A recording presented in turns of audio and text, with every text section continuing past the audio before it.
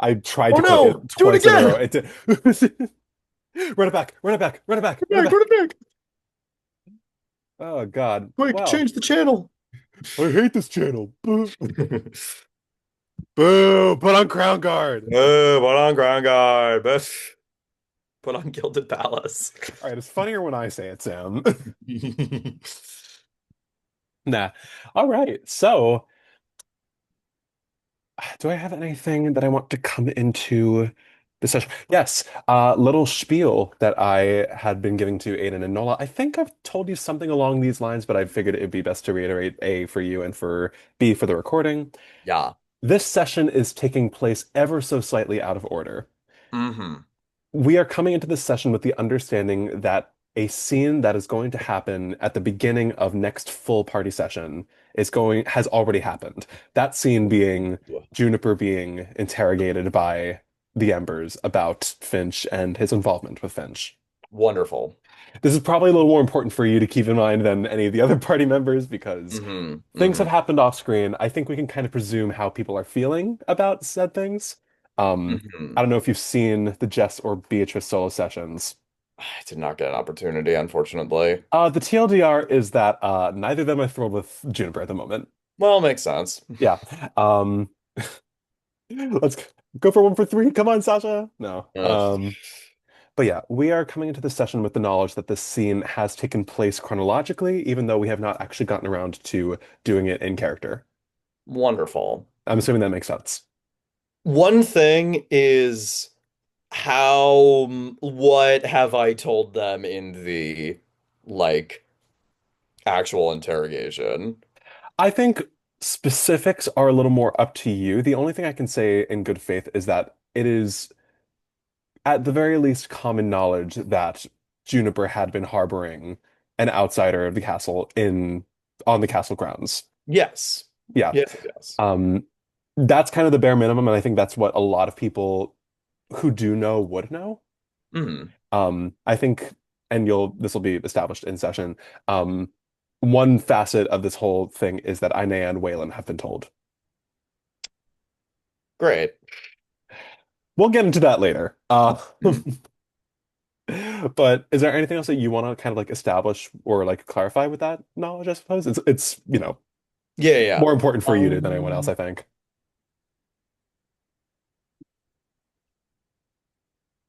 no, I think that that all makes sense. Time is weird because everyone was going for like a night out, which all started like the honey tongue stuff. Yeah. Is it still that night? We are picking up the morning after. Wonderful. Yeah. Okay. And Yes. some of the like smaller stuff that you might want to do can happen like at any point within the next like week and a half in game. Um, Yes. but the start of session is going to be the immediate morning after all that happened, Makes sense. as it was for the others. So, Cool. anything else you want to clarify? That's all good for me. Lovely. In that case, Sam, you got your character sheet? I do. You got your dice. A brand new dice. Ooh. And in that case, are you ready to play some D&D? As ready as I'll ever be.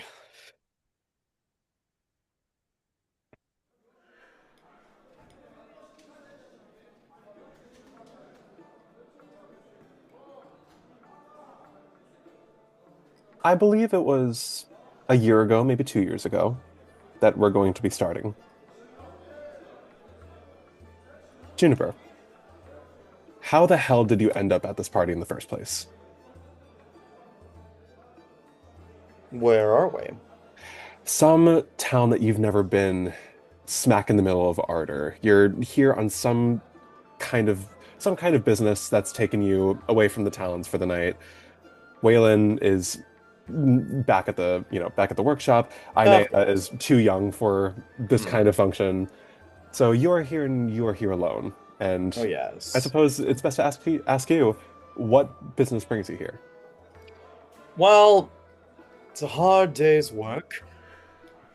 Uh, Going out there and trying to get any business that we can from any nobility or just anyone with coins in their coffers in the area.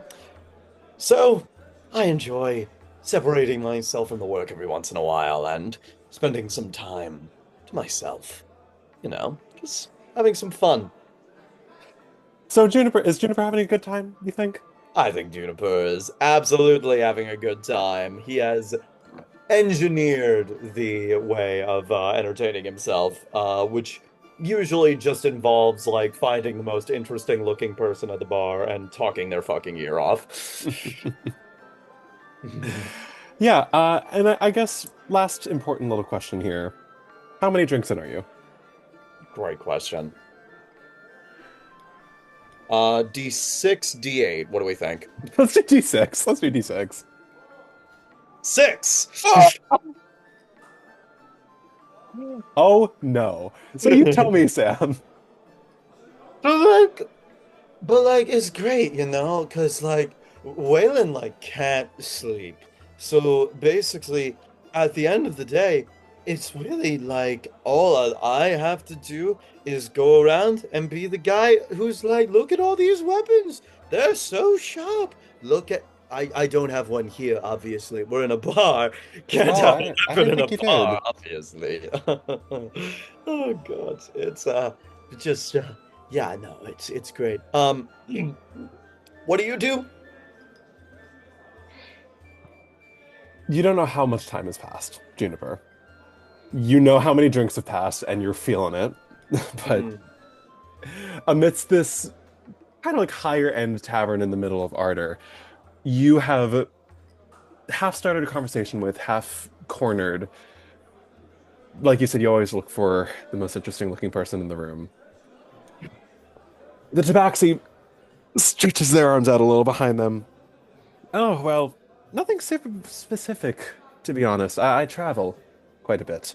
So Traveler! yes, I And know. uh dime a dozen these days. Okay, you don't have to sound so pissed about it. I mean, I'm goodness. I'm not pissed. I'm happy for you. Where have your travels taken you? Well, started out in the collar, and from there, Oh, it's nice there. Yes. you from?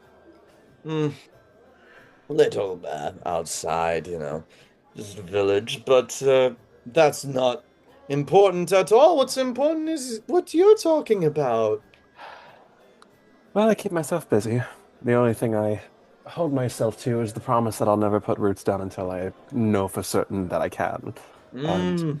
obviously, it's not exactly a gold mine out there. So I again, would drink to that, but that seems dangerous right now. I'll take that off your hands, darling. The Tabaxi takes a sip. How long do you think Juniper has been here talking up the stranger? I think that assuming they kind of just got here, probably about 10 or 15 minutes. Yeah. What did you say your name was again, darling? I don't think I ever caught it. Mm. Not that you were dropping it, but Juniper Valhailey. Nice to meet your services. I'm so sorry. Did you introduce yourself? I did, but I'm happy to do so twice. Lionel. Finch Lionel. Finch! Ha! Like the bird. That's cute.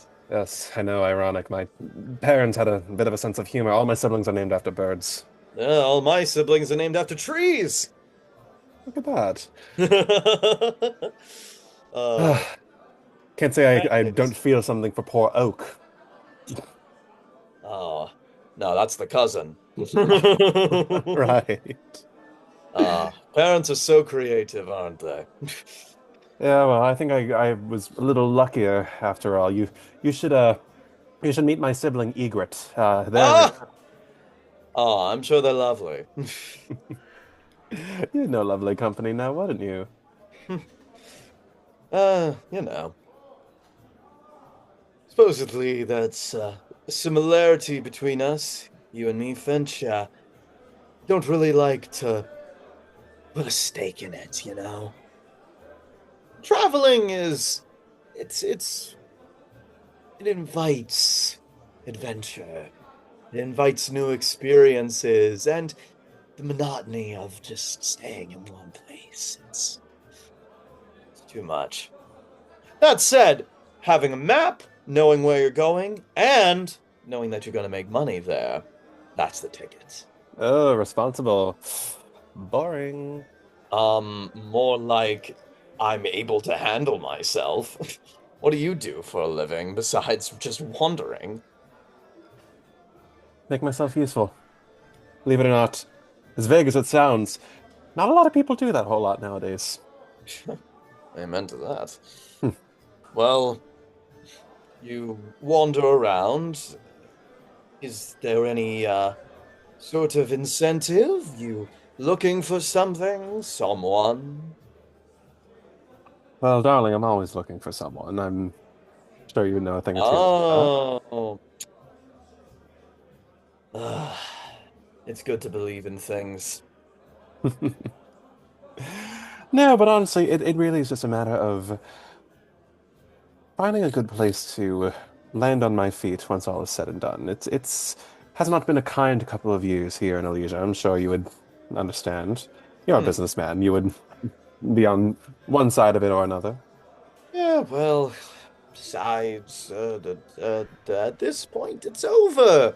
Why are people still prattling on about it? Listen, I am, I know it doesn't seem like right now, but I am very well read on my history. I could believe it. And I'll tell you, people need to realize that these conflicts, it's only going to get us into more battles and wars that we don't want. People are going to be dying, and it's it's a mess. The whole thing. Why are we holding grudges instead of making bridges?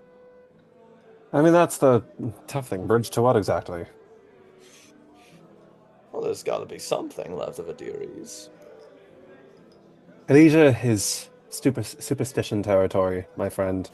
And until it will be us children who grew up not amidst that destruction, but in the wake of it, until we are able to get some sense of our hands on the reins, I am more than content to put up with it, knowing that a couple of years, maybe more than a couple of years, I'm going to be paid my dues. You want some advice from me? I have a feeling you don't. I have a feeling you want to say so anyway. You have good instincts. You're worrying too much about the future, my friend. You put everything on eventually getting some reward. And all you're going to be doing is waiting and waiting and waiting for the rest of your life. Sounds like quite an exciting existence. Sitting at a table and waiting for the snake to bite you. I don't sit at Sometimes tables, that's why I stay on the move. But you've got a point. I you suppose I could learn a few things from you, Juniper. you keep moving, but the snake's always faster. My experience. Make something of yourself now. Do something that makes you feel whole now, instead of just waiting around for it. Rest assured, I'm working towards it. You don't need to worry. And they boop you on the nose. Oh, that's very reassuring.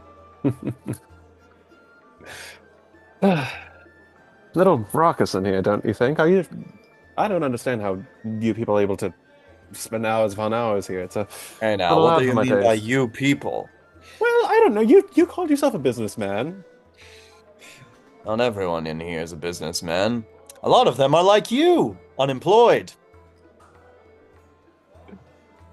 You think you're so funny, don't you? I do. It's my fatal flaw. Hmm. Well, Mr. Valhailey, much as I would love to continue hearing you flap your guts about how you would like me to live my life, I'm quite self-assured. And that, not that I don't appreciate it, but I dare say I do believe that tongue of yours can be put to better use now, can't it? And now, I am a little bit drunk, and you Need a couple more drinks in you if you want that. We gotta be on equal footing here. Fair enough. They rise to their feet, saunter over to the bar. Your eyes follow them as they get that second drink. Bring it back to you. Bring it back to your table. Sit down, slam it down. Not enough for you? You're full of surprises, Mr. Lionel. I do my best. Now, I don't know about you. I think it's a little loud in here, don't you think? If noise is your problem, my darling, then you're not going to get very far here. Prove it to me. Come, I know a space. And you take Lionel's hand, not realizing that in an hour, that hand of yours is going to be missing its rings, missing its bracelets. That the leather satchel you keep on you is going to be half as empty, if not less, once you're done with him. That in only an hour, you're going to be left only with the sinking feeling that something has been taken from you. And you wake up.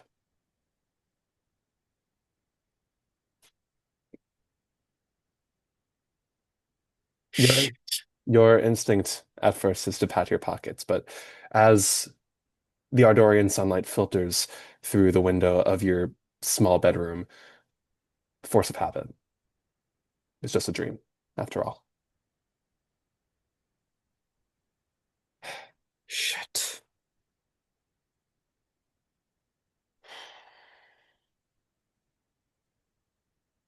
As you're sitting up, wiping last night out of your eyes, trying to massage the ache in your head that the previous night's events left behind.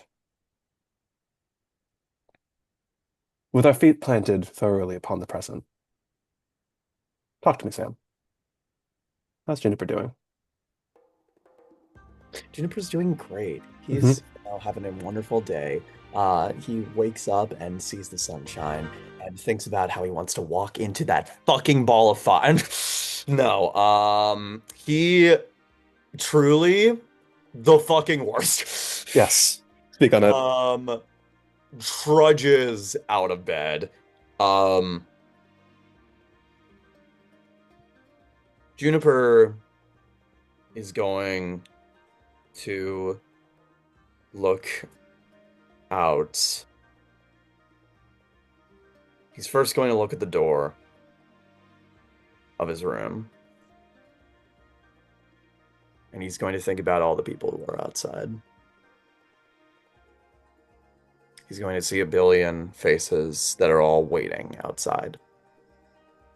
Waiting for him to wake up, waiting for him to get out so that they can say every last little thing that they've ever thought about him. They were right about him. That whatever is about to happen to him, that he deserves it. Or that what happened to him, he deserved it. He's going to look at his window. He's going to see the bright morning, the beautiful sunrise, the perfect sky that Ardor almost seems to have.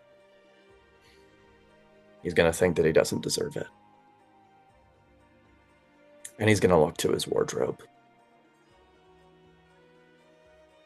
He's going to look at his wardrobe, stare at it, stare at the exact place where he knows that he kept Finch for almost a year. And he is going to grab it and push it to the ground and in just pure rage start like slashing and biting at it. Just like the pure lizard folk rage that he has not experienced since fighting the automaton. He bites straight through it. Splinters, wood.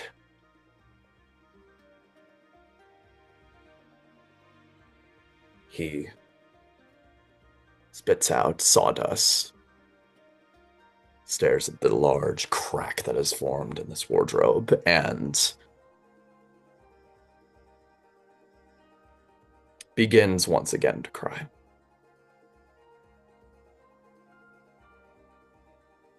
Give me a perception check, Juniper. It is a 16. Sorry, 18.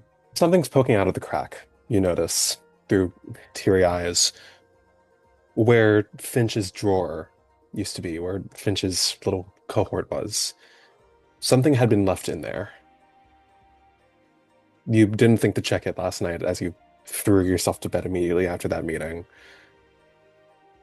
But when you open it, take a closer look. Beyond the familiar smell of his hair that he carried with him, what awaits you is a mask of orange and golden feathers. Its once wooden beak snapped right off.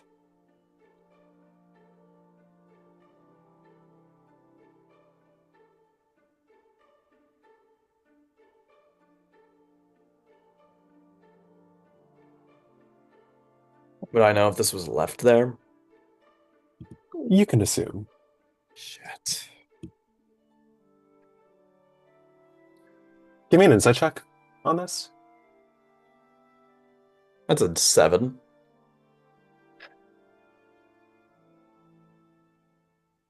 Finch, you don't always understand their reasons for really anything.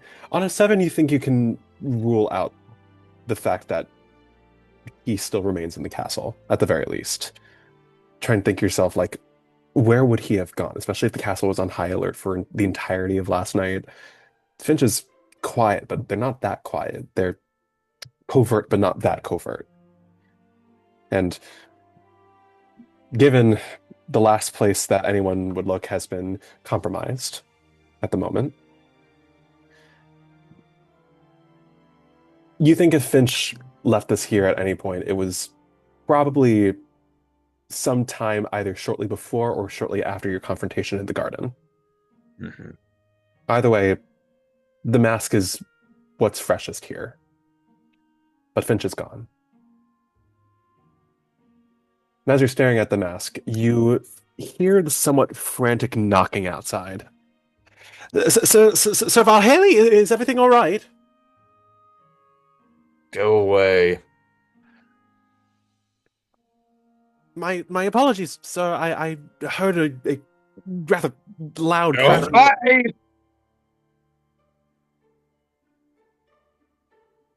Softly, the pitter-patter of slow footsteps away from the door.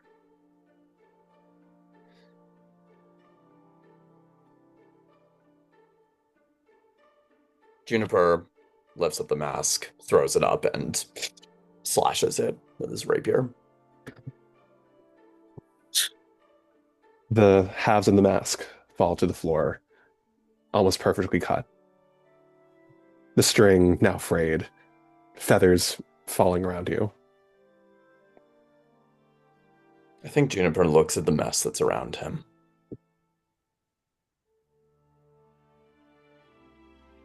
And he's going to sheath his rapier. He's going to get his clothes for the forge on. And if there's one thing that Juniper knows how to do, it's sneak. He's going to make his way out of his room and try to get to the forge. Give me a stealth check. Come on, Juniper Dice. Let's see how much you hate me. Oh! Not that much. Well, I mean... Yeah, it's It's only a 27. Yeah, eat shit. Come on, 19 on the die. It's an Um, 18. Yeah. oh, eight. Oh my God. Right, +4. Uh, yeah. Level 4? Level 4? I don't know. Long Um, form. yeah, yeah. Um, I'm just gonna roll just to see if I get a nat 20, but no. Um, Silvery Juniper. bars. No, I'm I started having a seizure. Um, I that was crazy. Anyway, Juniper, door open, door closed, complete silence. You immediately start. It's not a run, but you break into a frighteningly fast stride. Your head kept down. You manage to find just about every turn of the castle that keeps you out of sight from anyone that you would want to avoid running into. Obviously, the castle is crowded. There's a lot of staff, so it's I was gonna impossible to say, miss everybody. can I see who's like outside my room? Or would that like would that like stop me from being stealthy? Because I was also kind of wondering who is like the person checking on me. Like, was there anyone waiting outside for me? No one was waiting outside. You do recognize the voice of who it was. It was one of the like lower level attendants of the castle. Oh, okay. You had not met this person, you know, man to man, but Yes, yes. you are aware that this was someone who was like doing their job and checking to make Yeah, sure that nothing had happened. yeah, yeah. Yeah. Either way, every time you hear the crone of Vignalian's voice in a direction, you turn tail, immediately go the other direction. Every time you think you hear the clank of the armor of one of the embers, immediately press yourself up against the wall. Make sure that they do not see. You don't run into any of the Panassias, nor do you run into Sasha, I'll Hmm. say. But eventually you do run into the Forge. Stride across the grounds, all the embers in the distance seem to be distracted or otherwise unaware of the fact that you're there. You throw the forge door open, slam it behind you, and immediately you're out of sight. Or at least out of sight for the people still in the castle. Am I alone in the forge? So you finally are.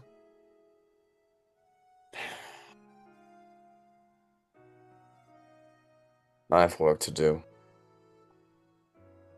We all do. And we're all going to hold that off.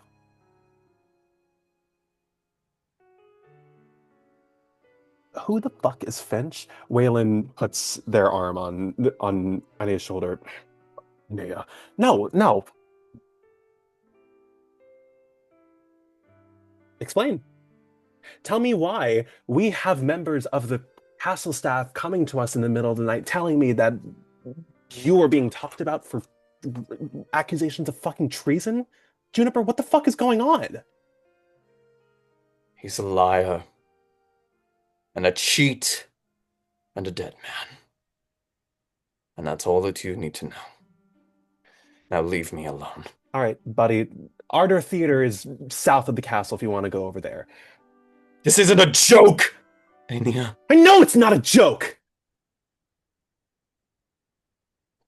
Think I'm fucking joking around, Juniper? You all are innocent. I know None of that as this well as you affects do. you. None of this affects you. I need to. I, I need to make this right.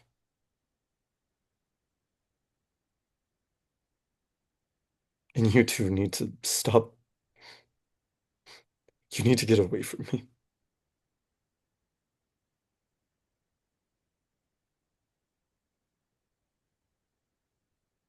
Juniper, if you are earnestly requesting this of us, I fear that that is not something that I have the power to make happen, even if I wanted to.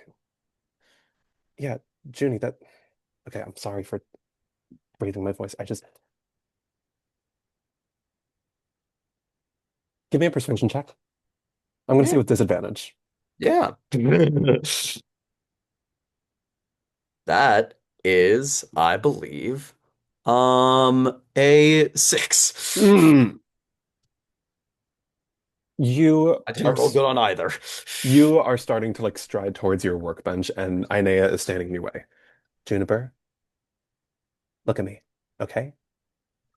I think Juniper has not looked at them this entire time. Down here, come on.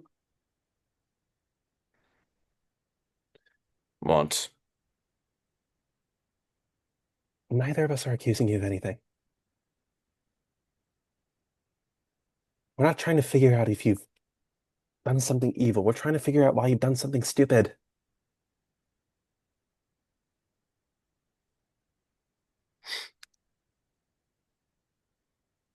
Whatever happened last night, clearly it was some mistake. That's not, You we're do, not, we're very well aware, we're well aware of that part. you do, you won't understand. Try me.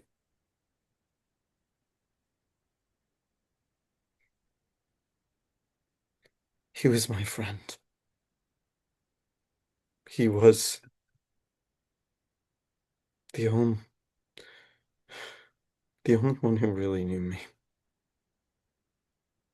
He helped me. He helped me when I was working with you. He helped me know what to say to people. He he gave me advice, comfort. He was friendly. He was so friendly. I never I never even considered that he would be capable of this.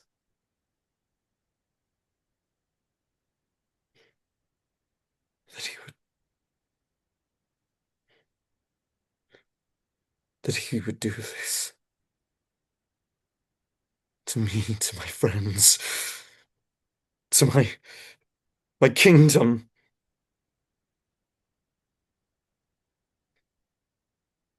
To me.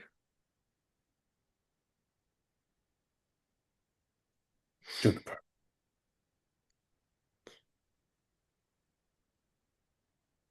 my friend. Waylon stands up creakily from its workbench, is approaching you, if you allow it. I think he does. Big metal arms wrapped around you, one up against the back of your head. Juniper cannot like respond to Waylon. I think that he just melts in his arms a little bit, and any tears that were held up start to just pour out. It's all right. It's all right. No, it's not. No, it's not. I, I, I put you two in danger. I put everyone in danger. I just wanted to do the right thing. I just, I wanted to help.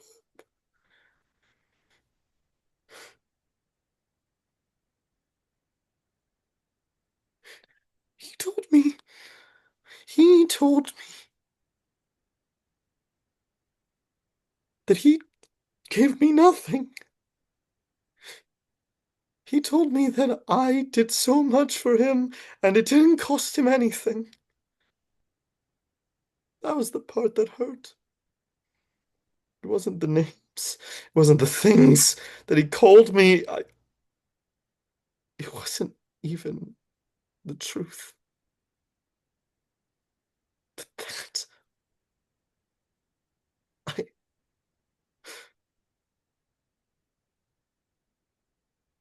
I gave him so much.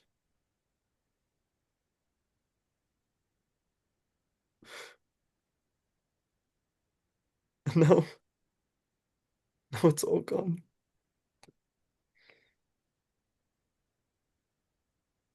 I'm nothing now. And I've done it to myself.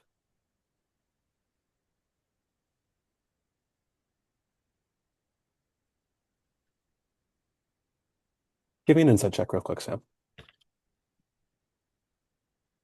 19 on the die, 21. Scrutinizing Waylon is a near Herculean effort. There's light in those eyes and very little else. It's hard to gleam what someone is feeling when the features of their face do not move. But you've known Waylon for long enough to know that he is here by your side because he trusts you, because he knows that you have gone through something very serious. And regardless of what the implications are, he cares about your well-being and your peace of mind first and foremost.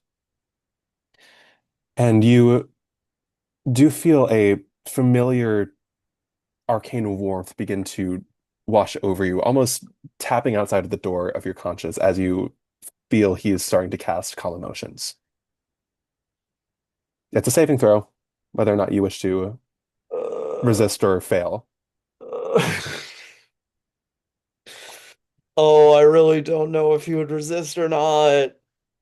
Knowing that the way, I will say, knowing the way I rule calm emotions, it doesn't get rid of the emotion Yeah. itself, but it eases the physical inhibitions. It eases the intensity of the anxiety or the sorrow, whatever you are If he feeling. didn't get that good insight check, I think that he would have hidden it. But I think that since he knows that Waylon is genuinely trying to help, he fails.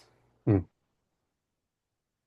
It's not the first time Waylon has done this. There have been moments where, especially when you were younger, those moments where you got overwhelmed or angry or simply had a hard time pulling yourself together while feeling something very strongly. And Juniper, you feel very strongly.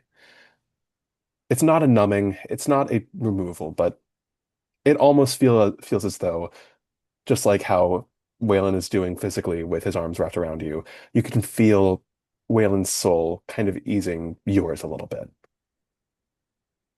letting out some of that tension, letting out some of that pent-up despair. I think that's when Juniper finally reciprocates the hug towards him. And as your grip around Waylon tightens, out of the corner of your eye, Ainea has not left where they were standing when they were trying to prevent you from getting to your workbench. Ainea's expression is different. You can, on a 21, she looks a little, your first gut instinct is to say disturbed. Your first instinct is to assume that you have overshared and that she is having some kind of very strong negative reaction to that. But with your mind cleared a little bit from the calm emotions, you realize this has nothing to do with what you've just told her. This has everything to do with the fact that Ainea has never seen you like this before. Yeah, It has been a very composed 2 years for you, yeah, with the talent success and less of a need to fight, less of a need to prove yourself. You have been very self-assured, especially with Ainea around, someone who is younger, more impressionable, someone who has been learning directly from you and taking after you in a lot of ways. The most personal you ever really got with Ainea is the knowledge of your relationship with Cadence. Beyond that, you have been her mentor, her teacher, yeah, maybe an older brother in a lot of ways. And it's kind of the discomfort of like seeing an older person who you respect and admire break down in front of yeah, you. yeah. It is not a sense of judgment. It is not a sense of fear. It is a sense of pure unfamiliarity. And you can tell that she doesn't entirely know what to do with herself here. But underlying all of that, her concern is not for the things that you were saying, but like with Waylon, her concern is first and foremost for you. She sits back, and a few minutes go by without you breaking that embrace with Waylon, as you get it all out of your system. When your body has stopped shaking, when your tears have dried up, at least for the moment, Waylon pulls away and looks down at you, those beaming golden eyes behind that almost helmet-like head looking down at you. Juniper, you made a mistake.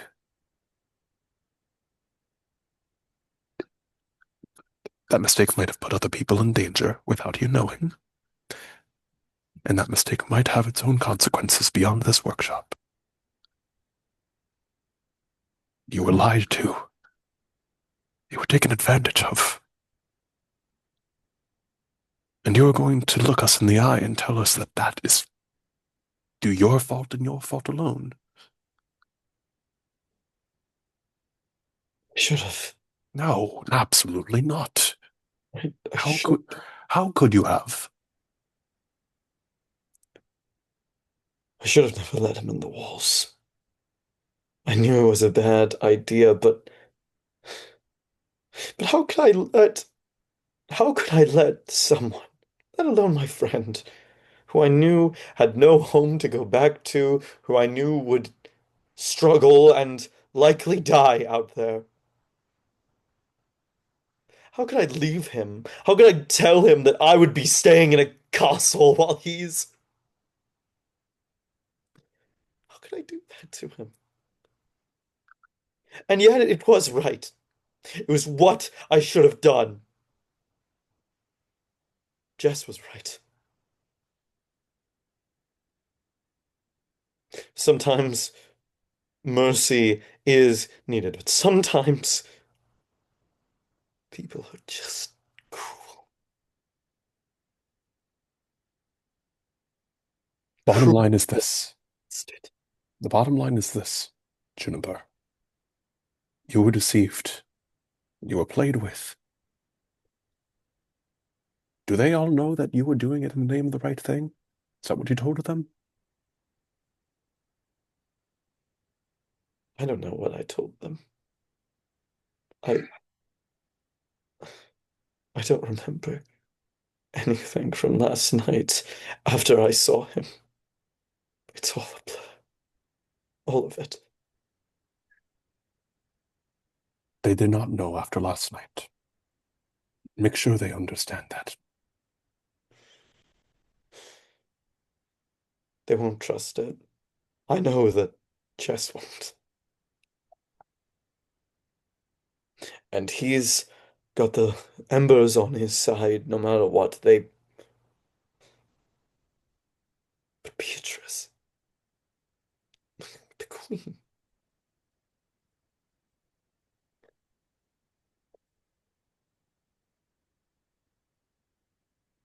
I need I need to speak with her. I need to tell her that I'm going to make it right.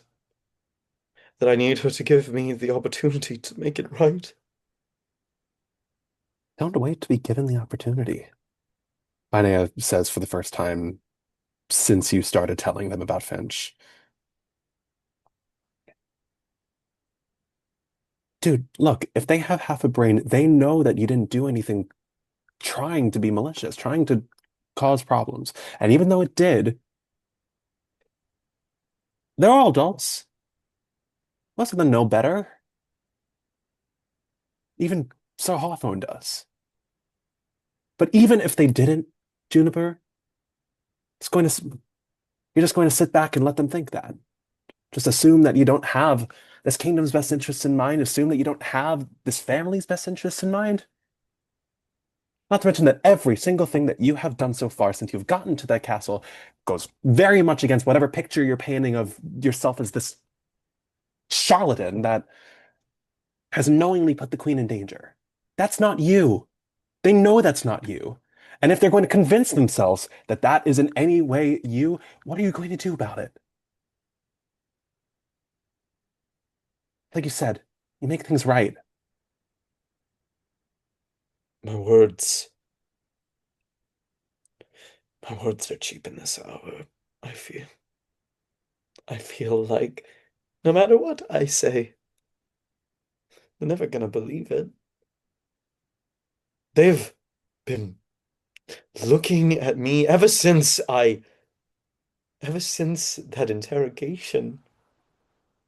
I spared one of the followers of that cult. I kept them alive. I provided them shelter. Not my own, but in Otter's walls. I thought it was the least that we could do with everything that we had. And ever since they've seen me as a spineless coward, one who would put our queen in danger. Juniper, for God's sake, I can't listen to you talk like this anymore. I'm sorry. I know. It's I can't imagine what you're going through right now. I can't imagine what you're feeling right now. And it's awful. And I'm sorry that you're in this position, but Juniper, what are you going to do about it? I'm going to kill Finch. Before that, this isn't futile. If their minds have been changed about you, surely their minds can be changed again. You might be right. Maybe every single person outside of this workshop thinks that you're some kind of turncoat traitor who wants to see the queen dead in her own bedroom. I don't know. Maybe they all think that. What are you going to do to change their minds? Are you still going to Ideries? Yes. If the queen will have me, I. No. Ania, you're right.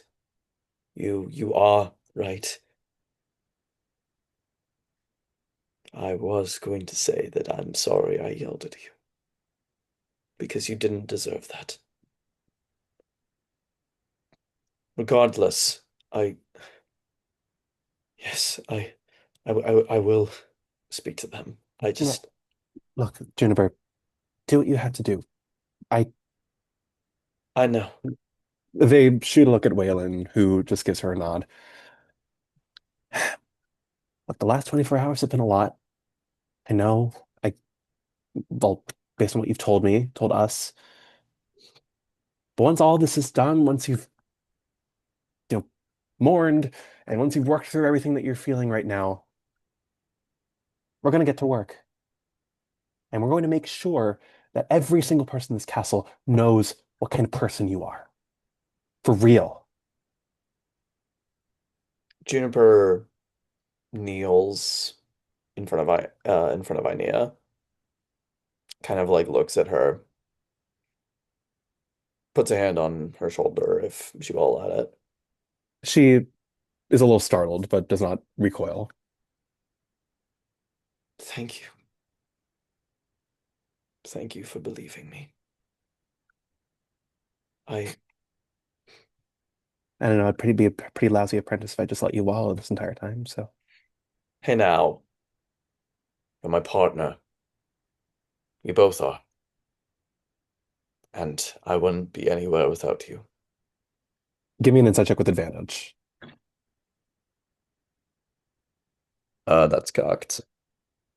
Um, 14. 14. You say the word partner, and you look at Waylon as you're, gesturing to the two of them, and he beams a little at you.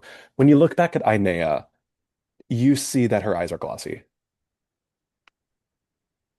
The word partner there. You don't exactly know what chord you have struck, but it resonates with, you can see that it resonates with her.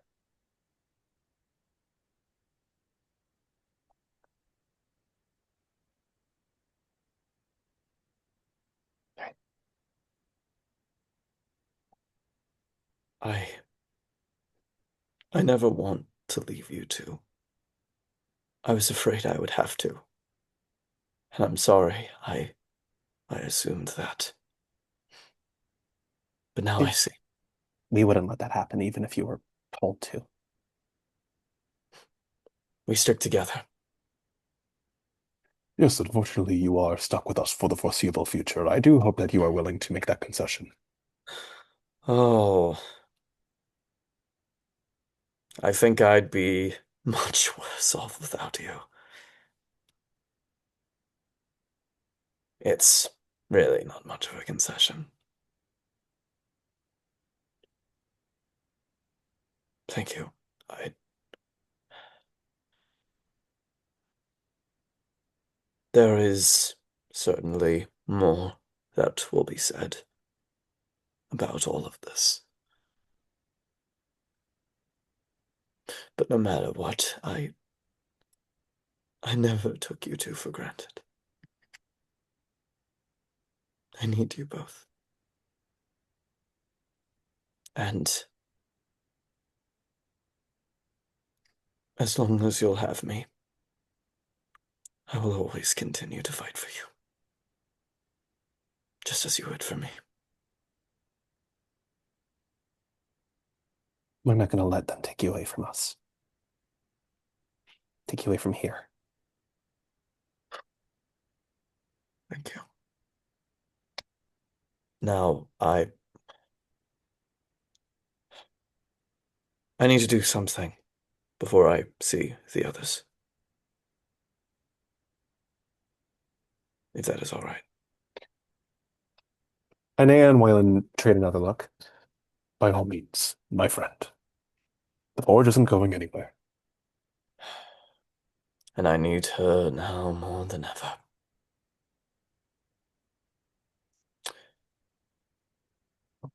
I am going for the first time in this game, use my smith's tools. Okay. And if you will allow me, I have two things that I want to make, one above the other. I'm listening. So, I mean, hey, people watching this stream, you get to be the ones to know. Juniper took a level in fighter, Mm-hmm. which means that Juniper is now proficient in all martial weapons and shields. Yeah, yeah. The first priority is craft a shield. Mm-hmm. The second priority is craft a longbow. Okay. Am I able to do one of these or both of these? Here's the And it thing. could You've be got like a I need to lot start of it and yeah. like maybe I can't finish it until later, So here's what I'm but gonna that say. is okay. Give me a craftsman check. That's gonna be your intelligence plus proficiency. Wonderful. See what you get, and we'll go from there. Okay. Let's see. Ooh, pretty good. That is a 21. 21, perfect. That beat it. You get to work, but not the kind of work that you usually do in the workshop. You splay out these tools. It's been a while since you've used them for yourself. You've, fortified your rapier and made some minor repairs to the hilt every now and then, some small stuff. It has been a very long time since you have made from scratch weaponry, gear. As comfortable as the feel of metal is in your hand, your roots really come from wood. You're a farmer's kid after all. That was your bread and butter for a long time. And you can take the kid out of the farm. You certainly cannot take the farm out of the kid. Nah. You get your hands dirty. It's almost a little cathartic getting back to a little bit like what feels like your roots, kind of getting back in touch with a kind of art that you've sort of felt a little bit of distance from in the recent years as you've gone further into smithing and forging. Wood and stone and metal and thread coming together, wiring. You get Aenea's help even a little bit. She takes a break trying to, fiddle around with RKV to Nice. offer a little bit of mechanical insight. And I'm going to say on a 21, it might not be finished right now, but by the time you will leave for Iderius in a few weeks, you will have a finished shield and a finished longbow. Wonderful. I think that Juniper just stares upon sort of maybe it's a couple of casts for them, a couple of just sort of scattered pieces of metal that have been just sharpened down and look like they're ready to be put together. And he's going to find he's going to get the front of the shield. He's going to make it a paw print with 3 talons slashing it. Because he's a petty bitch. that I was literally just gonna ask. That's the design of the front of the shield. That is the design of the front of the shield. That is, I'm dead. I love that. Aenea looks at the work in progress metalwork. She looks at the design. A little on the nose, don't you think? Well, it's either that or yet another one of Ardor's symbols. Sticks out, doesn't it? Well, it's one of Ardor's symbols, or someone in the army thinks you really hate bears. That's clearly a cat. Come on. Okay, you really hate lions. It's... I like it. Thank you. Hmm.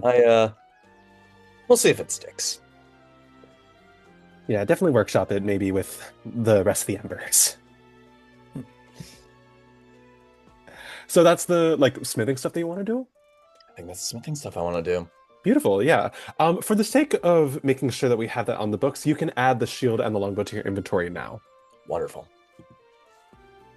And with that, if you don't mind, we're going to take a little break. Oh, I'd say yes. it's just like a 5 to stretch our legs. So let's be Sounds back good. at 5:43. Yeah, wonderful. Jesus Christ, an hour. Ah, there. Great. That's definitely how Juniper's feeling right now. So Yeah, definitely. let's get back into it. So, floor is yours, Sam, for a little bit, as in the coming days, you focus on your work. You throw yourself into the workshop, throw yourself into the forge. And there is one more thing that I want to do on that first day, but this can sort of be like a for the rest of that week kind of thing, like stuff that can happen sort of chronologically out of order. Mm-hmm. Is there anything that Juniper would do around the castle that does not involve either being at the forge or training? Or, unfortunately, the other PCs, but God. the answer can be no, genuinely. This is not a leading question, but it is a question nonetheless. After talking to Anya and Waylon, Juniper does absolutely want to talk to Beatrice, which is great because Nola's right here now. No, wait, everyone! She walks out of my closet. No, but I think his secondary priority is finding Cadence. We'll get to Cadence. I'll say that. Yeah. But beyond Cadence, are there any smaller things that he wants to do as matters of preparation? Is there anyone that he wants to talk to or check in with?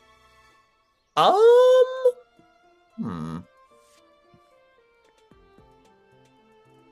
I think kind of no. Yeah. I think Juniper is more open to he can show his face to Mignolian and Lotus and all those folks, but he's not really talking to them. And if they try to stop him, he just kind of keeps moving.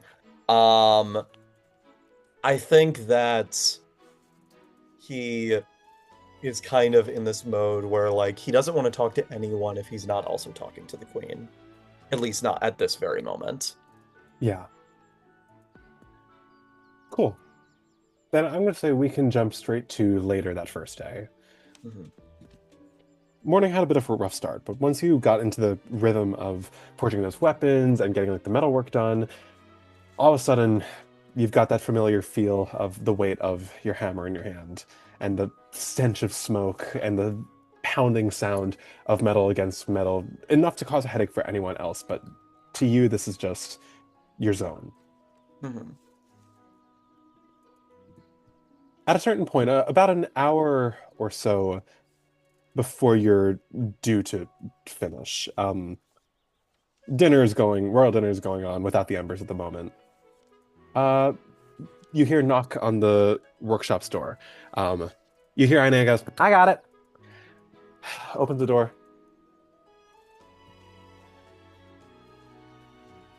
Oh, starting to think we got ding dong ditched.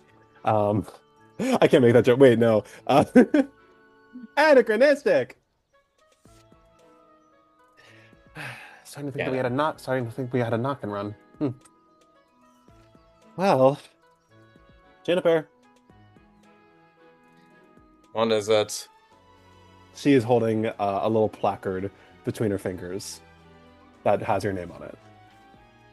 Hmm. Like the chef reading from Ratatouille.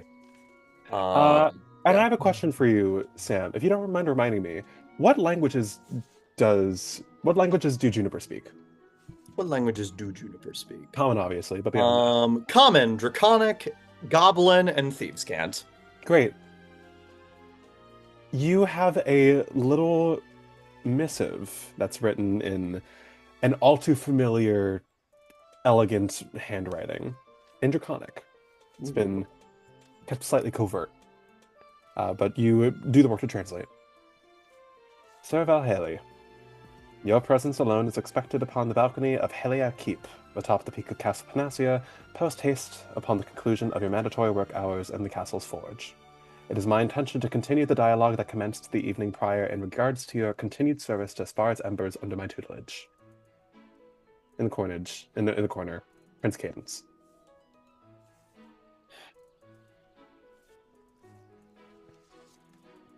I fold it up, put it in my pocket. I What's all that about? As just business that I need to attend to. I'll be all right. Waylon is still working, but you see Ainea turn around to you, glance at Waylon before turning back.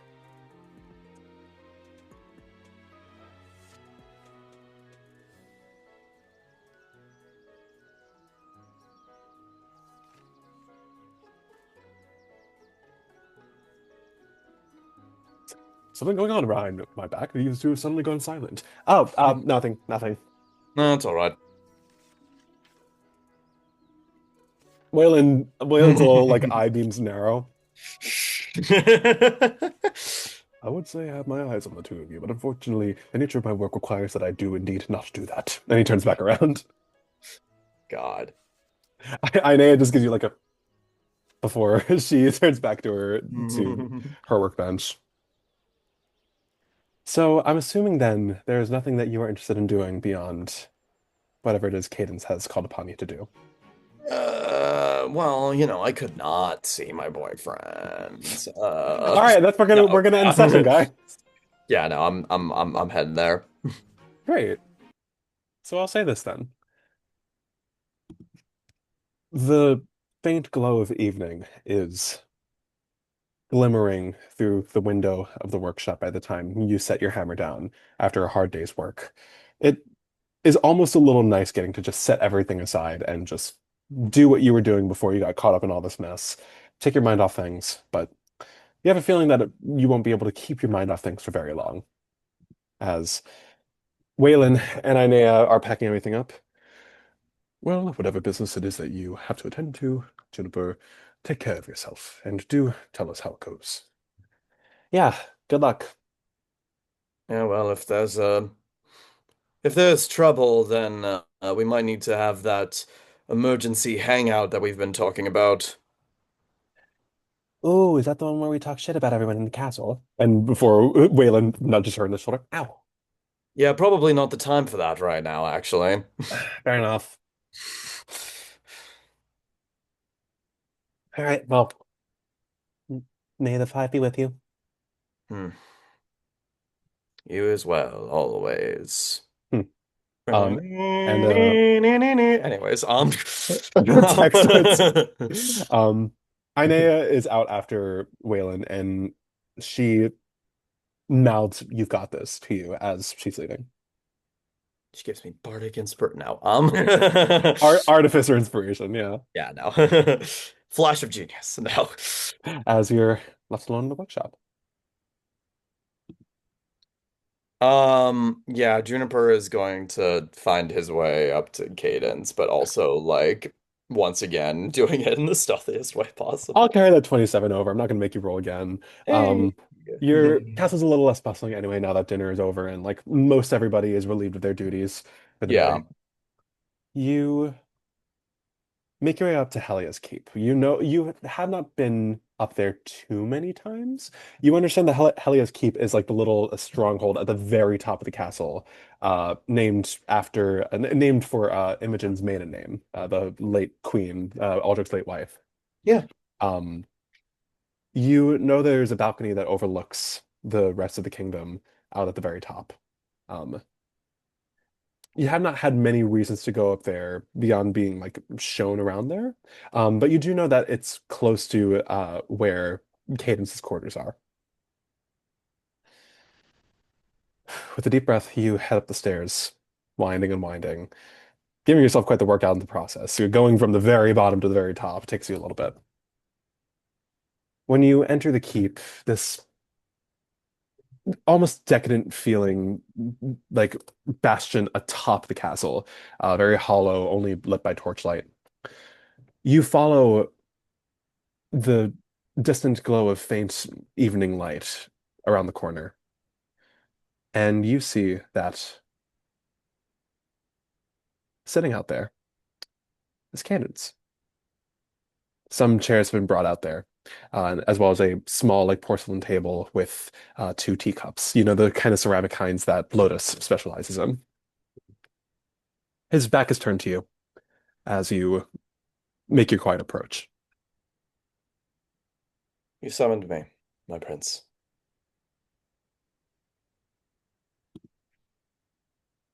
Close the door behind you. I do. So,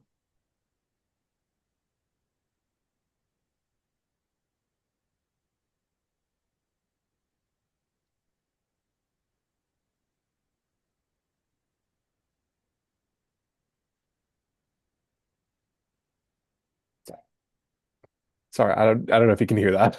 I can't. My mom is screaming ice cream downstairs. Aw. Mom, stop! No. Anyway, Cadence is quiet for a little bit. Do sit down at the very least. You're lingering. It's making me a little uncomfortable. Wasn't sure you'd let me. And he, like, goes down and sits.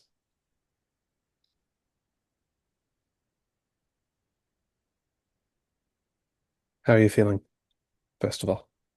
Awful,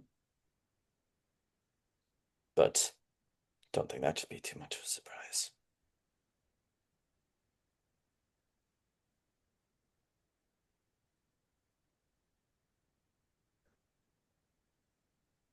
Without looking at you, he takes his cup, sips.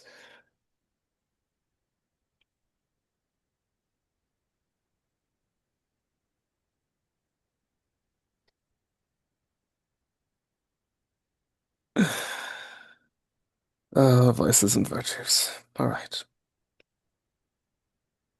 So, I know we got a general sense that when General Faros was conducting last night's Yes, interrogation. I need to apologize for that. I was not myself last night. Well, then, I suppose you can entertain me now that you are clear of mind. What were you thinking exactly?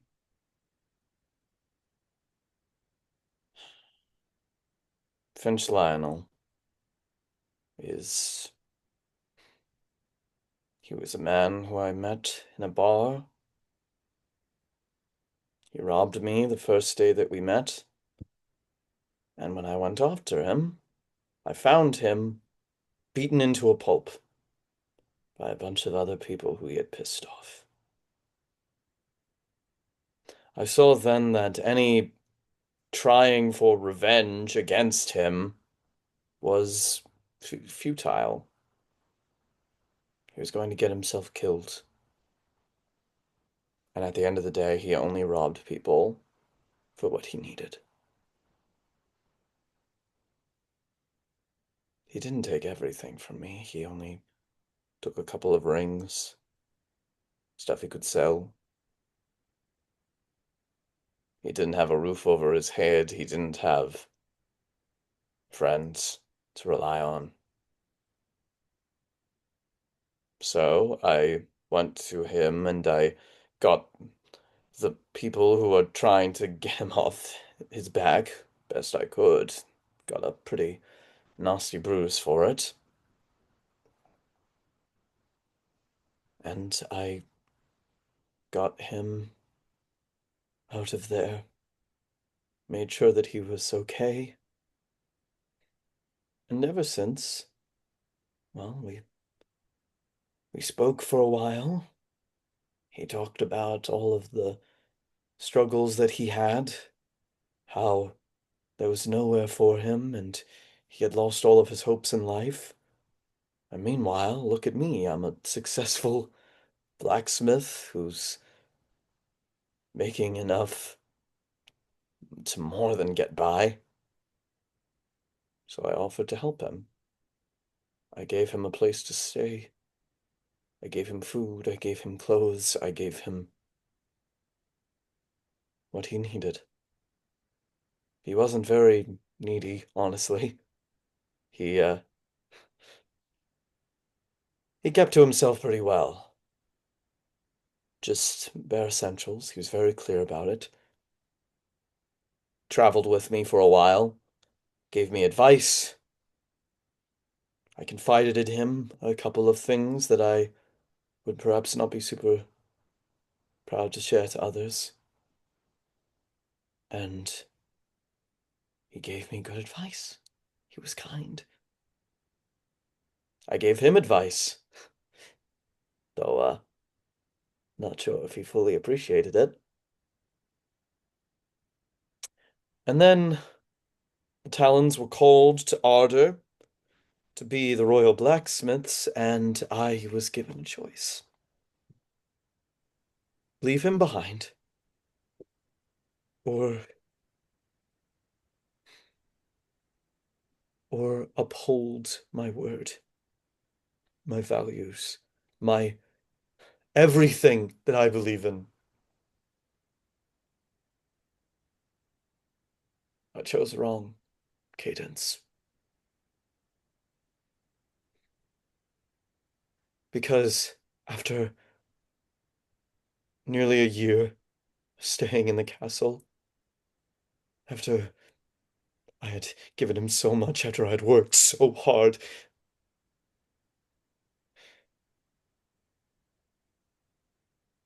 he went after Sasha. That much I'm aware. Yes. I would like to remind you, Sam, Cadence was present for your whatever recount that you had given the previous night. Yes, yes. He No, did not say a lot, but yeah, yeah, yeah. And I think he says, I'm not finished. I'm not finished.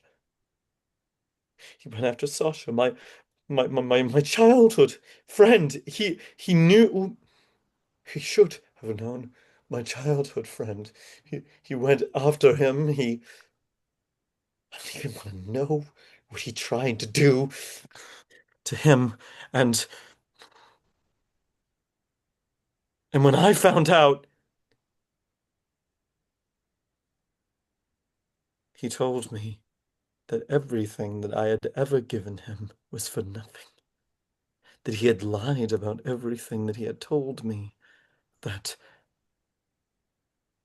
I was just a tool that he was using. And that he would, that he had no care for me after everything that I did, after everything that I risked. So Finch, so Finch has no love for me, no care for me, not anymore. And Cadence, you know now that I am not a traitor. I am not someone attempting on the life of your sister or your brother or you. You know that I am a fool. A fool who gave everything for nothing. Juniper, And I know, Juniper, how about instead of telling me how I feel about this, I'm You allow me not. to tell you. I'm not telling you how you feel, and frankly, I know it's not going to change. I'm sorry. I do want to know. I just want you to have the truth first. And I promise to you that's all that I can share. That's all that I have.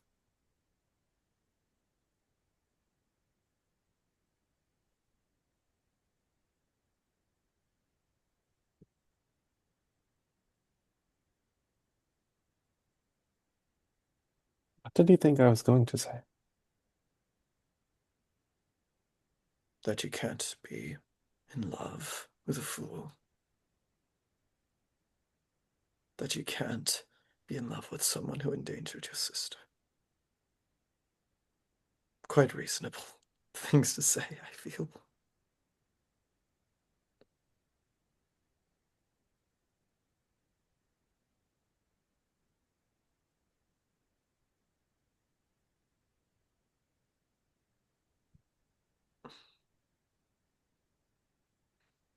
I'll be honest, Juniper.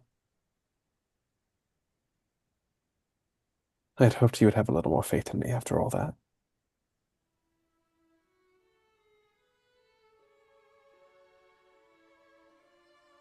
You don't you don't have to.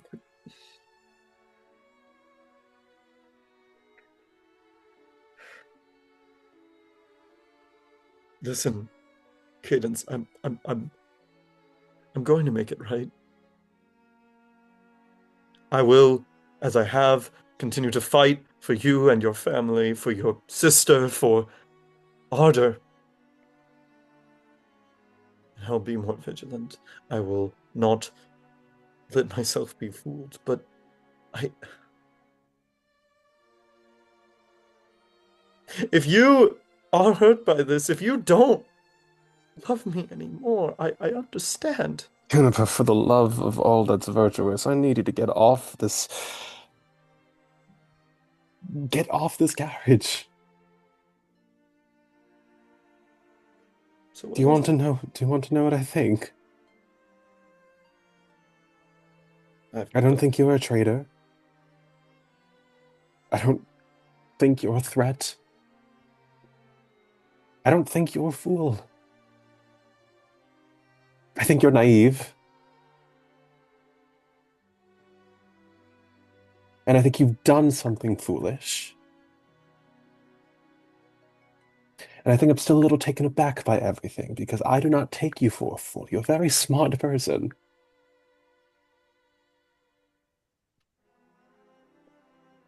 But I've spent all my life learning, slowly but surely, that very smart people can do very stupid things.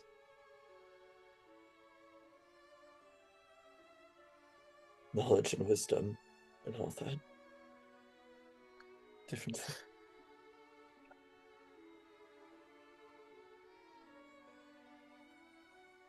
I am conflicted, Juniper.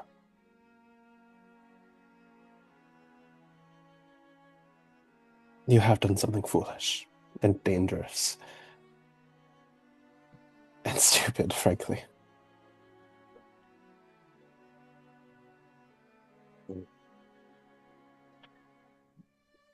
But I also don't know anyone else in this entire kingdom who would have done what you had done for the reasons that you had done it.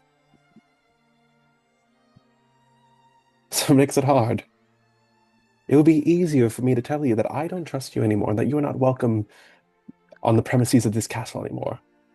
Surely that's not what you want. And his hand, he blinks it in yours. I'm not going to tell you that I forgive you. It is not I who you should be apologizing to.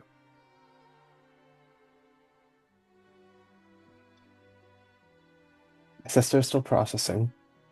She has had a lot on her mind these last few weeks, so She's who I intend to talk to next. smart, honestly. If I'm willing, she deserves to know very much. And if she is unwilling, then I will make sure that she, she knows to at least give you a chance. But Juniper,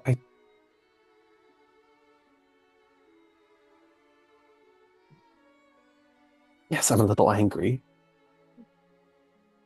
Yes, I wish you had told someone. If not me, then Sir Hawthorne or Mignolian or Beatrice herself. I don't know. You should have known better.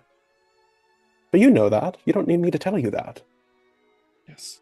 I'm not going to talk down to you like you're some subordinate of mine. I know the place that you are coming from.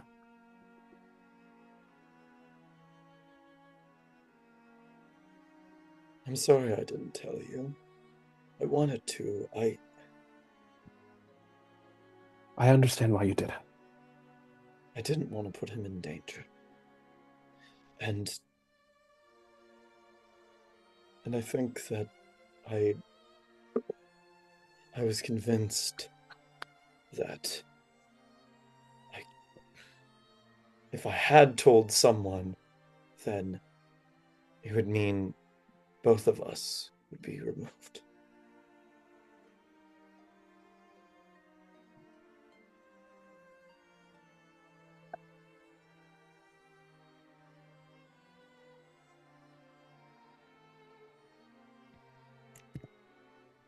That's the thing, Juniper. You make it very, very hard for me to be angry with you because it's not as though there's no sense to any of this. It's just an explanation. It's not. It doesn't make it right. No, it doesn't. But it's not I who you should be defending yourself to. Now, as for all of the, me not loving you anymore part that you were rattling on about, um, I do have bad news for you. Um, Absolutely not. Jennifer, did you really? I'm not going to ask that.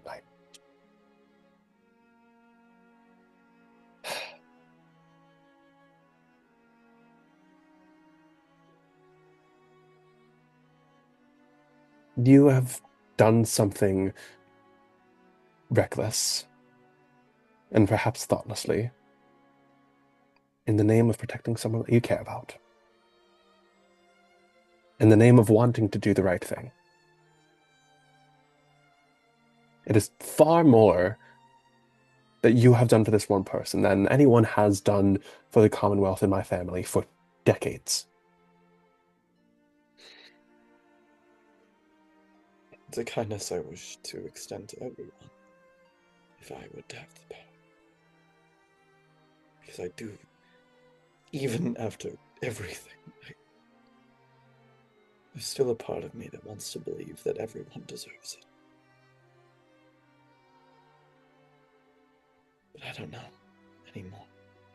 I don't know either, and I can't give you that answer. I don't expect you to.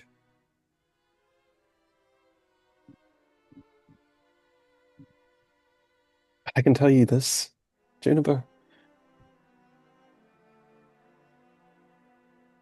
You're going to have to do a lot better than that if you really think that I love you even a modicum less for being a kind person.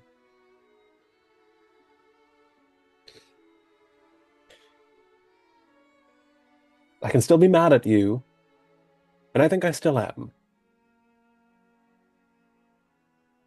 And I think this is going to be a very different conversation if anything like this ever happens again. Which is why I want.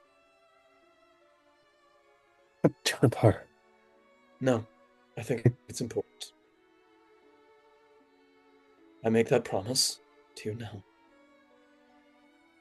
And if it is broken, then that is what it is. I but I want to make it right. I want to make it better. I want to do better by you and your family and by everyone. And so I'm making that promise. And now you can never say that I never did. You can never say that I did not tell you that I would care for you and that I would protect you and that I would do right by you. And if I ever do break it, you remind me that I made that promise and that I am truly lost. Because that is what I would have to be to break a promise to you, my prince, my love.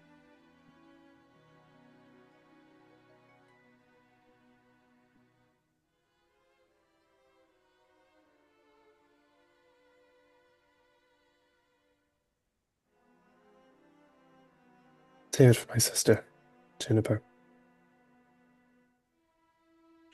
Those words are ones that she needs to hear. That's the trust that she needs to have instilled within her. I'm not going to call your sister my love.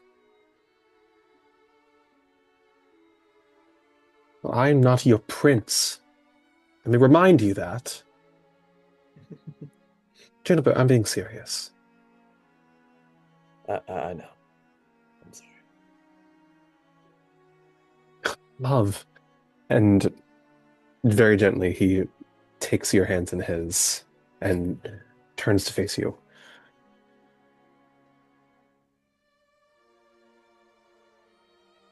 If that is your version of doing the right thing,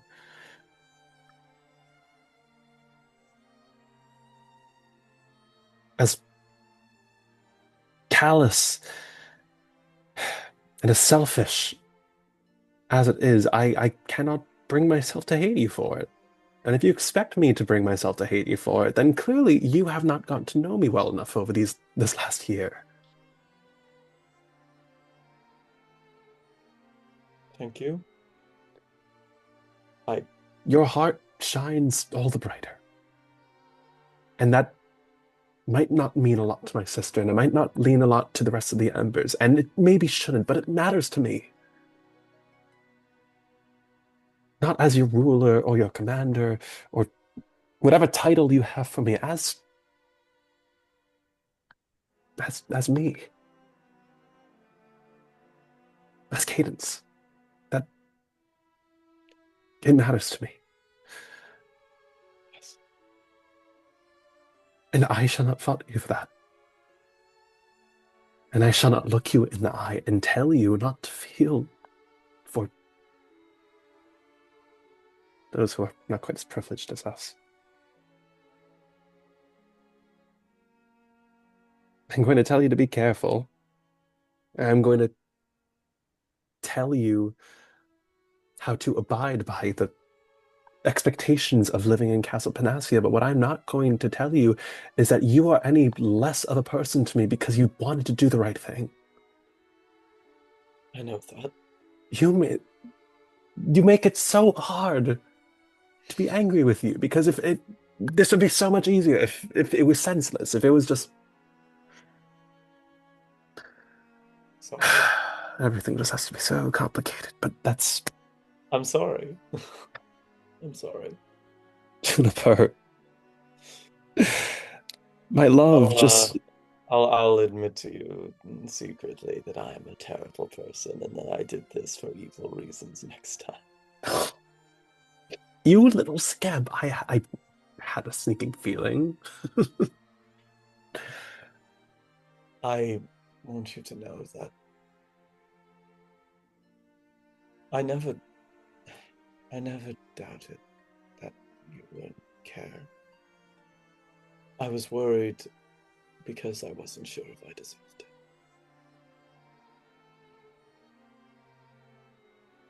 I don't get to decide that. I really don't. And I don't think anyone gets to decide whether or not you deserve to be braided or be punished. That's feels like you're minimizing yourself if we're talking about whether or not you deserve it or not. Je It's more m'entends complicated than dans that. le parc chaque matin. Floor, What's that you're for? muted. Oh, I'm so sorry. I'm Hmm? not muted. No. I do. What the? I do not know. Um, My darling, you need to say those words to yourself a bit more. You're quite good at it.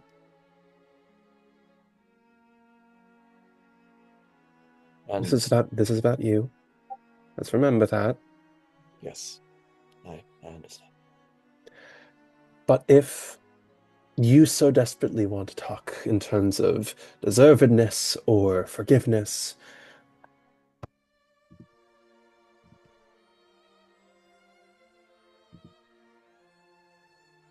you have no mask to wear. Not with me. Yes. There's no burden to be bared between the two of us. I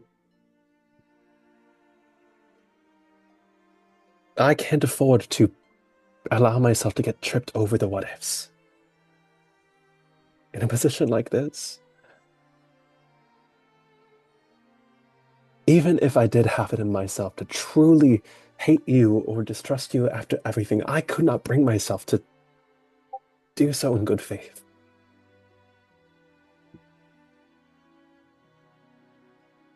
Yes.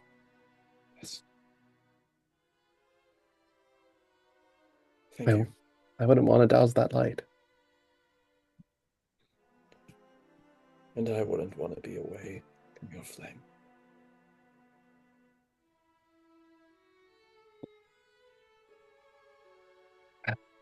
Even when we're having talks like this, you still find a way to be ever the poet now, don't you? I don't try.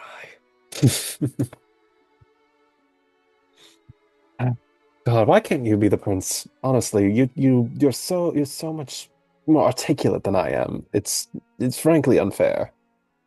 Oh, I don't think that's fair. Not nearly. Is it all right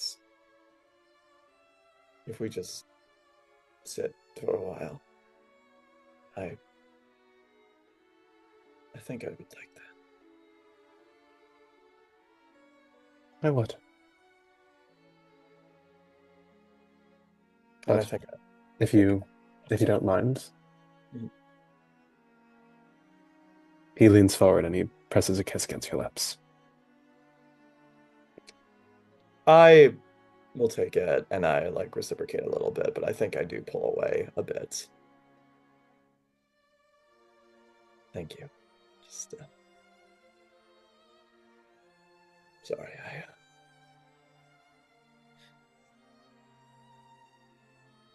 I think I still just need a little bit. I understand. And I think that I lean my head on his shoulder. And I like get myself close to him.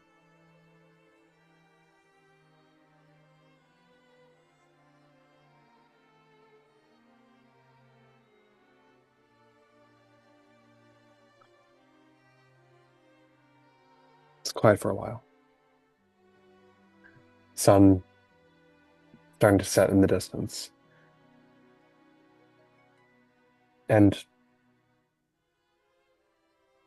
for what feels simultaneously like an eternity you never wish to break, and yet at the same time, a mere few moments that go by too fast. Suddenly, stars are twinkling above you. The moon, a brilliant beacon of white, hanging far in the distance. As ardor comes to life below you, all around you, in a very different way than it does during the day.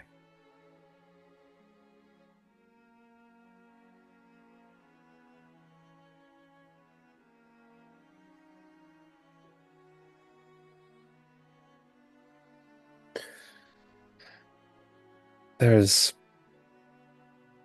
something else I wanted to bring your Yes. attention to, if you would permit Yes, it. please.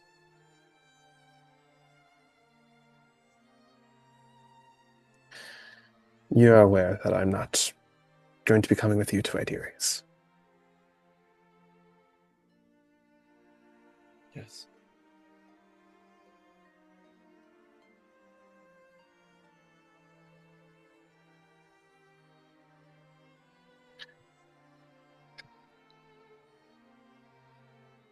Are you all right?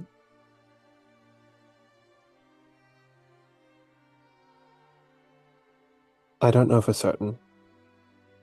There's been quite extensive talks, many of which I have not been involved with.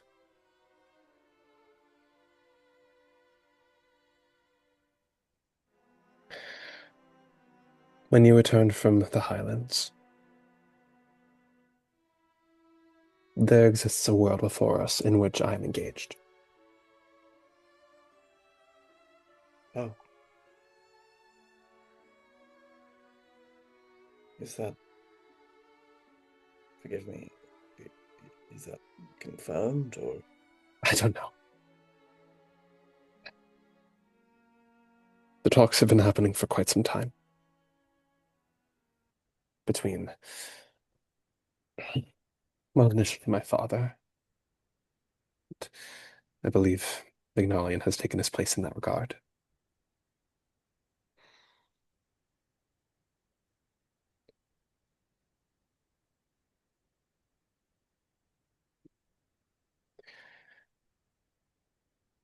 I don't know what I'm going to do,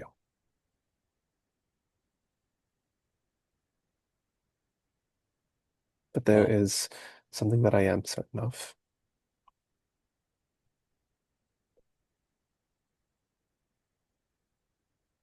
It's that there is not a soul in all of Elysia that could convince me to even consider breaking off this bond.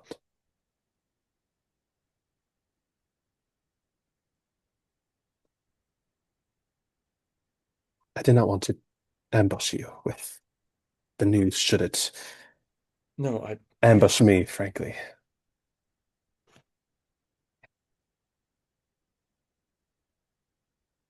It might all go to waste and dust again. This part knows that every single other attempt has been made has before this one. But I'm worried that Magnolian is running out of patience. And you see he stops himself from saying something that was on the tip of his tongue. Regardless,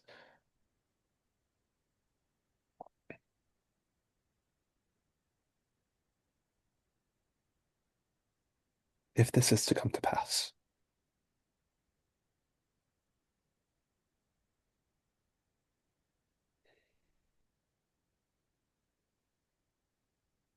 then I want you to know that there is not a world that I can imagine in which I would have ever willingly embraced such a fate. Whatever happens, Cadence, it needs to be your decision. I don't care what they say. I don't care what alliances are gonna form or will be put at risk. You need to do what you think is best. And it can't be Magnolian who chooses that for you. As much as he's going to want to. Your sister is the queen. Tell her. Maybe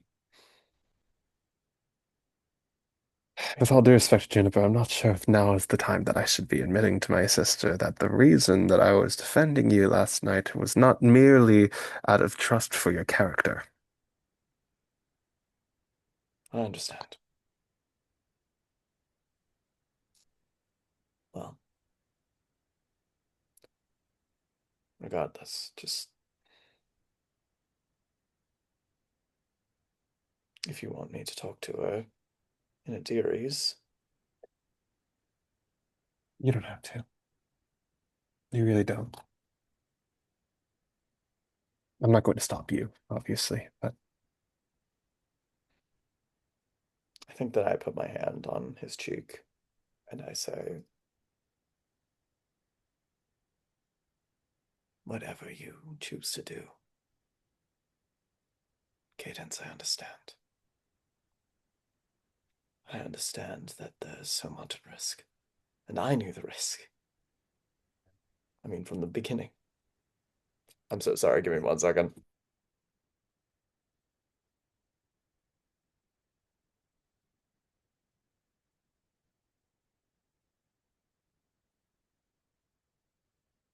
hey, Florian, what's up?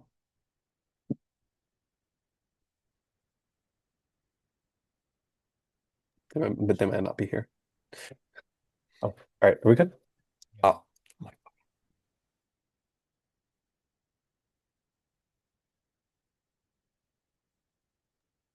Sorry.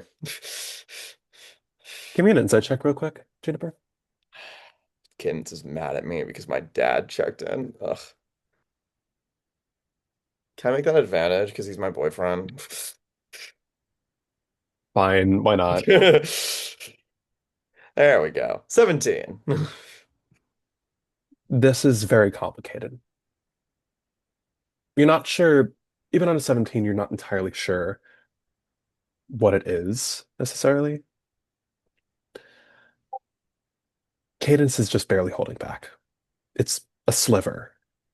And even in this moment, what he is giving to you is far more than he is willing to give to anyone aside from maybe his sister. And even then, not at the kind of intimacy with which you two share. You know that Cadence comes alive in a way that he is unable to around the castle when he is by your side. So on a 17, you might think, leave him to his thoughts. This is his battle to fight, after all. But upon you saying that, you see his eyes well up. Sweet, sweet man. I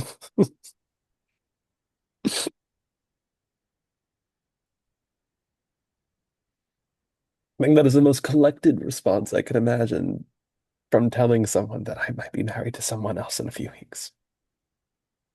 Yeah, well, I'm becoming a lot more familiar with the consequences to my actions, I suppose. Juniper, look, my love.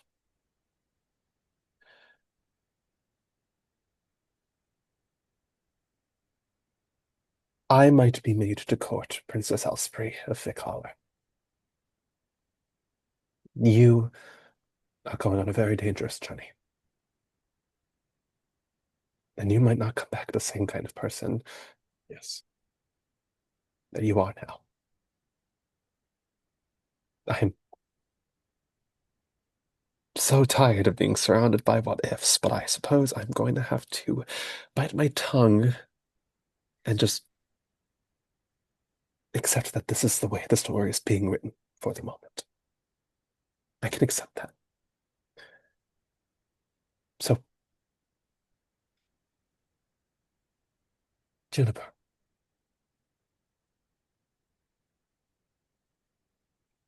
I just want tonight.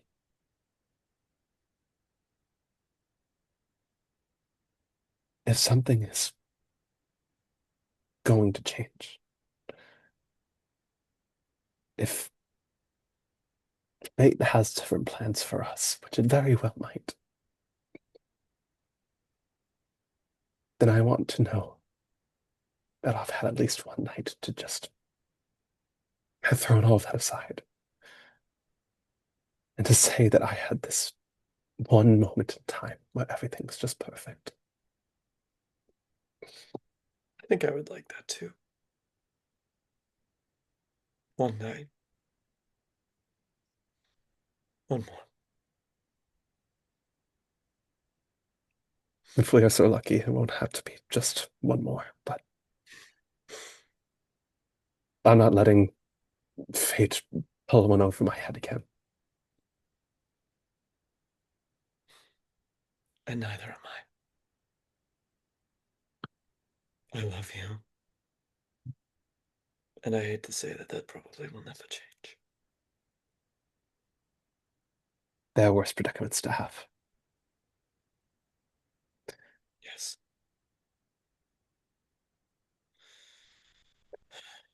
You watch as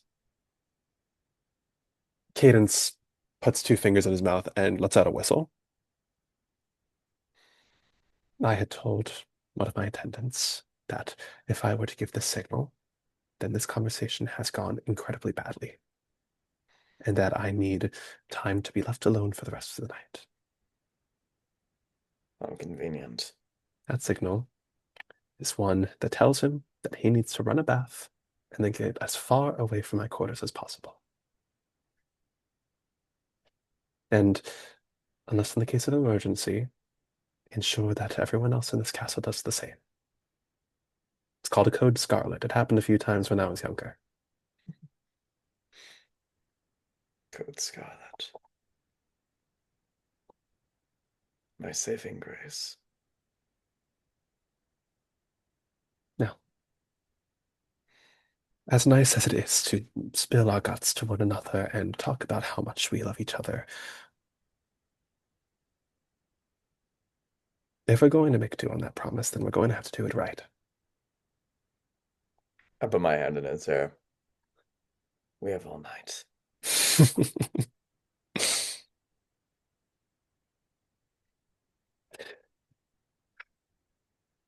Would it be redundant of me to ask if I could kiss you? It would not. And he does. Would it be redundant for me to say yes? Touche. And he does so. Yeah. And the rest of that night rushes by you. It is, for a very long time, you've wanted a night like this.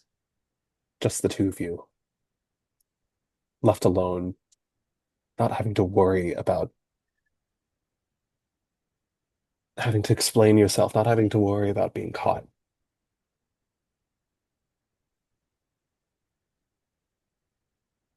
It's a small comfort to be uninhibited.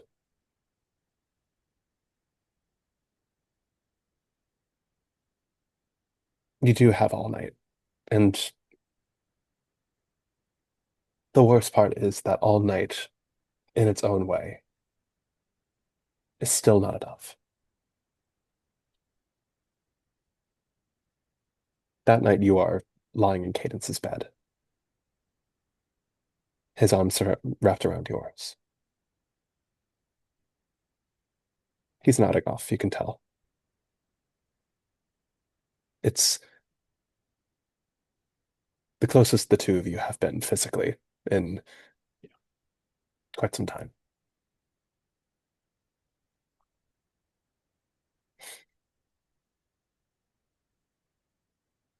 His eyelashes are fluttering. I think perhaps I should return to my quarters before they check on you to see the aftermath of Code Scarlet. Are you sure you can't stay?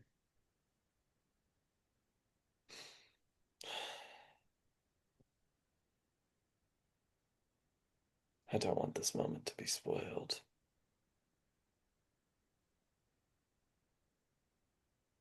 And you need sleep.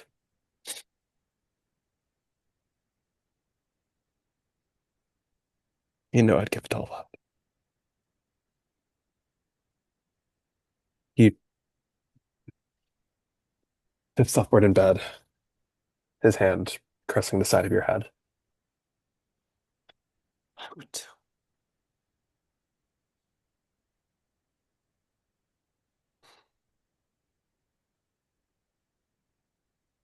But our nation is not held up on people who leave their duty, I know. unfortunately.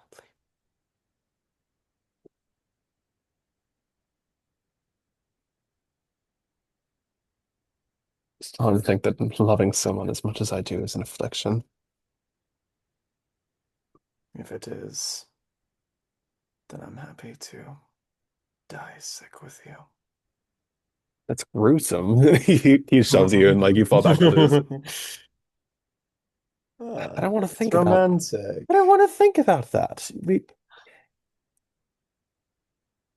Well,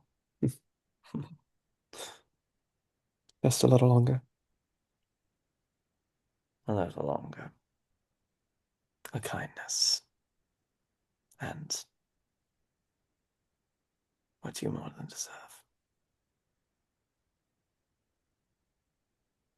I snuggle up next to him.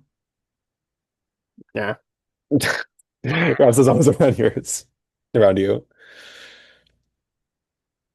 and you feel him place his forehead gently against the bridge between your shoulders. His breathing slow, careful.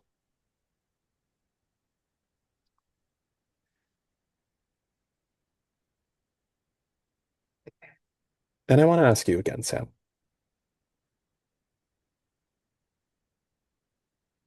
where's Juniper at after all is said and done? I think that Juniper is like on that knife set like edge of like the absolute like worst thing ever. And somehow that like edge is like the greatest place that he's ever been in where he's always wanted to be. And he knows that it's not going to last. And I think that he knows that it is like right just to like, leave and not arouse further suspicion about himself by being found in the prince's bed in the morning. But God, he just he wishes that it weren't so. He wishes that there was no worry in the world. And for a moment, I think that he feels that world being real. But the cold reality still hits.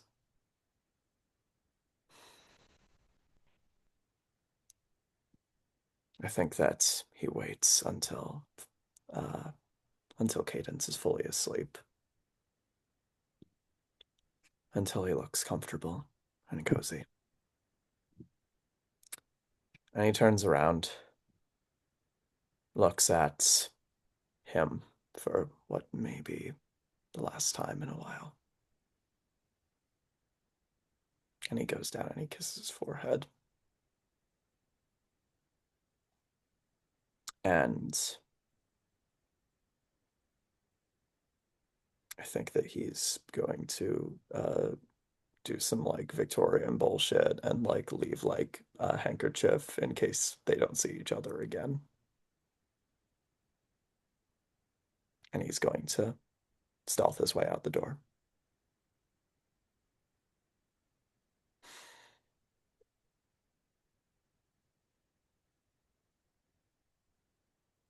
You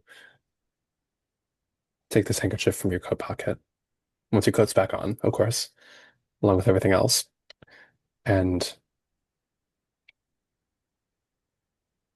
place it upon his dresser. And that last fleeting look you offer him before the night's over, his red hair spilling over his face,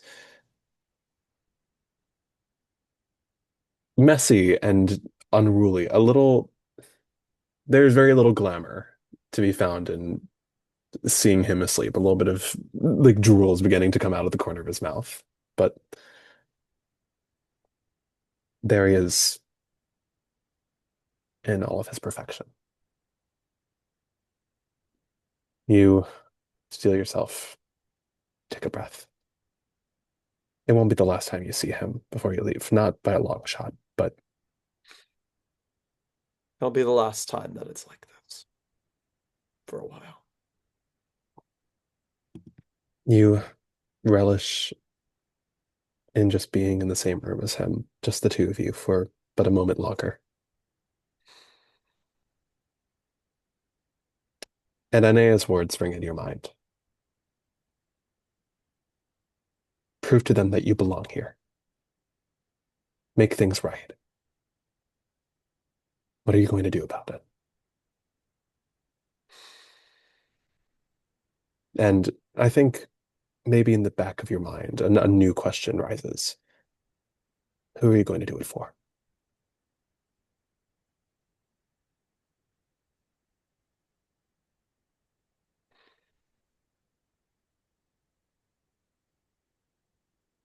Juniper returns to his room.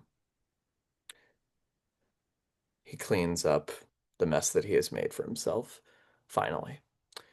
Um, Puts away all the splinters, throws away it. There's a large empty space in his room where a wardrobe used to be. Juniper is going to do something that he never has done before, but not 1000% out of character. Something that his parents have definitely done, and he, like, has a general idea. I think he maybe cracks a book or two just so that he's, like, sure of it. He's going to put out some candles, and he's going to pray. And he's going to say,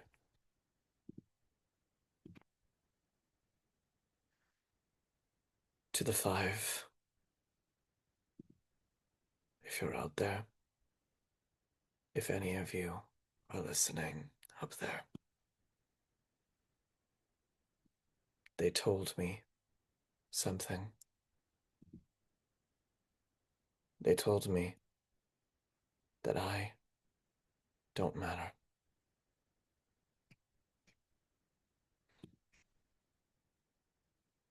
Think about how little you matter. And how little you matter to people once your pants are zipped up. A sign, any sign, that I matter.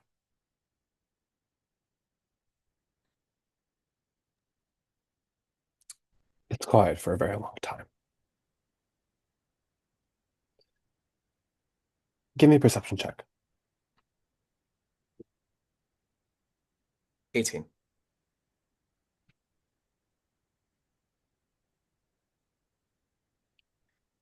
18.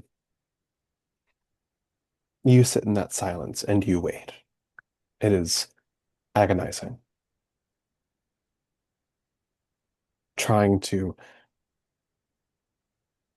spend as much time as you can allowing yourself to wait for whatever sign the universe has to offer, whatever sign the five has to offer.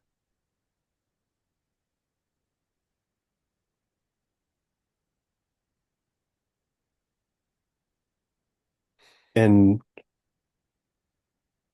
one fell swoop, the candles go out. And feathers, those that you were not able to clean up from the mask, are fluttering around you. You turn around and you realize that you had not shut your window. But the feathers are all kicked up by this gust of wind before one brilliant orange, almost like a single ember, lands on your nose.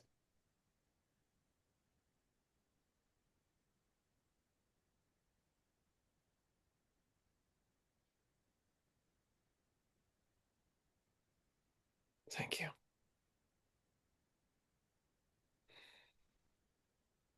I don't. I know that I have not been very loyal. Certainly not the best follower.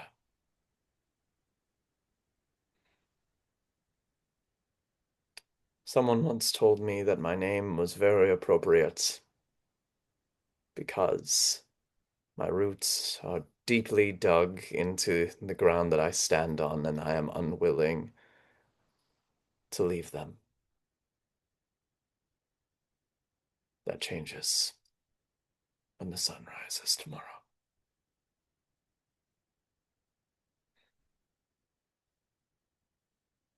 It all changes.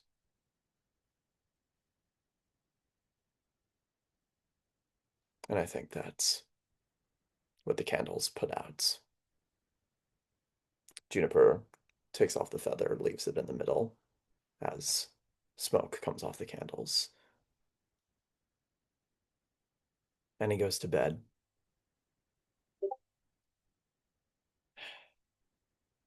Sleeps very lightly, but at the very least has some hope for what is to come.